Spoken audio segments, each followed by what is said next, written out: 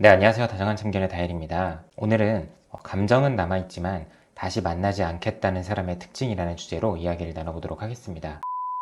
가끔 헤어진 사이에서 감정이 남아있음에도 불구하고 다시 만나지는 않겠다라고 하는 경우들이 있는데요. 첫 번째로는 가장 흔한 경우죠.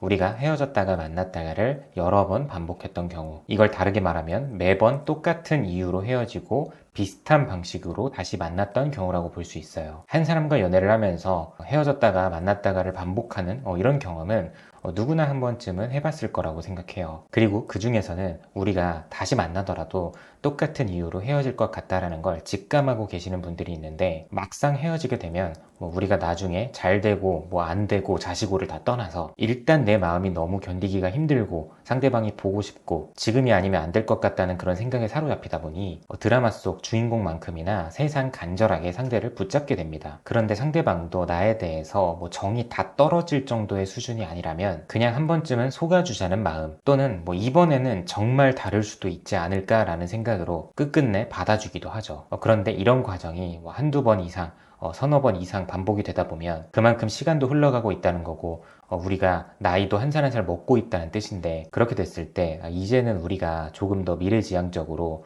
어른스럽고 이성적인 판단을 내려야 하지 않을까, 이런 생각을 가지고 단호하게 끊어내기도 하는 것 같아요. 그래서 이렇게 여러 번의 이별을 통해서도 발전이 없는 관계라고 한다면 한쪽에서 냉정하게 관계를 끊어내는 게 서로에게 득이 될 요소가 더 많다고 보이기는 합니다. 다음으로 두 번째는 앞선 내용과 조금 이어지는 부분인데요. 어떤 경우에는 한두 번 헤어졌다가 다시 만난 경우가 아니라 10번 이상, 20번 이상 그렇게 이별과 재회를 반복하는 분들도 계세요. 이걸 다른 각도로 바라보면 저 사람들은 서로 얼마나 좋으면 저렇게까지 서로를 놓지 못할까, 이런 관점으로 바라볼 수도 있는데요. 그런데 이런 경우도 마찬가지로 끝까지 잘 되지 못하는 이유가 있는데요. 잡으려고 하는 입장에 놓인 분들이 많이 하는 이야기가 나의 간절함과 나의 진심을 꼭 보여주고 싶다, 이거예요. 그런데 간절함과 진심을 보여주고 싶다는 모습을 가만 보면 실상 상대방을 위하는 느낌이 없는 경우가 압도적으로 많더라고요. 그래서 내 딴에서는 정말 간절함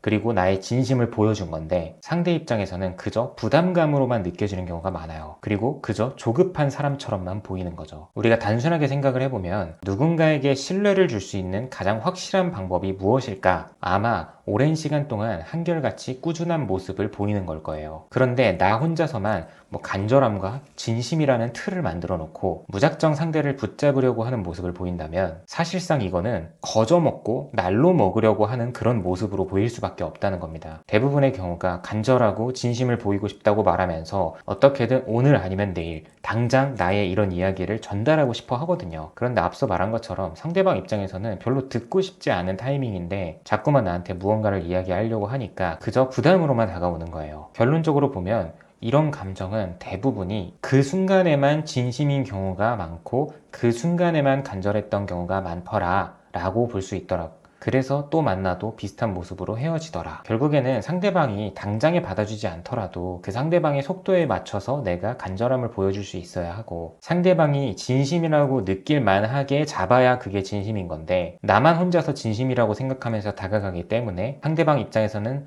더더욱 이성적인 판단을 하게 될 수 있다라고 볼 수 있는 것 같아요. 이어서 세 번째도 앞전 내용과 이어지는 내용인데요. 바로 우리 사이에서의 근본적인 해결책을 이야기하지 못하는 경우입니다. 이를테면 앞으로는 정말 내 감정을 잘 통제하겠다. 너가 싫어하는 거 다시는 안 하겠다. 앞으로는 절대 너 앞에서 서운하다고 말 안 하겠다. 이런 식의 말들이에요. 이는 곧 상대방으로 하여금 정말 근본적인 깨달음이 전혀 없구나 라고 느끼게 만들기도 합니다. 이 부분은 제가 많은 영상에서 자주 언급하는 부분이기도 한데요. 대부분의 사람들은요, 내 애인이 나에게 서운하다고 하는 것 자체를 싫어하지는 않아요. 그런데 서운해하면서 보이는 특정한 행동, 표정, 어떤 말투, 이런 게 너무 싫고 견디기가 힘든 거고, 이럴 때 할 수 있는 말이 내가 이 사람을 사랑하기는 하는데 이 사랑을 이어가는 게 너무나도 힘들어서 이별을 선택할 수밖에 없다, 이렇게 말을 하기도 합니다. 예를 들면 연인 간의 흔한 문제 중에 연락 문제가 있어요. 그런데 어느 날 내가 상대에게 평상시보다 연락을 많이 못했어요. 그러면 당연히 상대가 서운함을 느낄 수는 있겠죠. 이럴 때는 상대방이 조금 서운하기는 했다고 말을 해주는 게 더 감사한 일일지도 모릅니다. 그런데 연락을 잘 받지 못하고 서운함을 느끼는 입장에서 나 어제 조금 서운하기는 했어,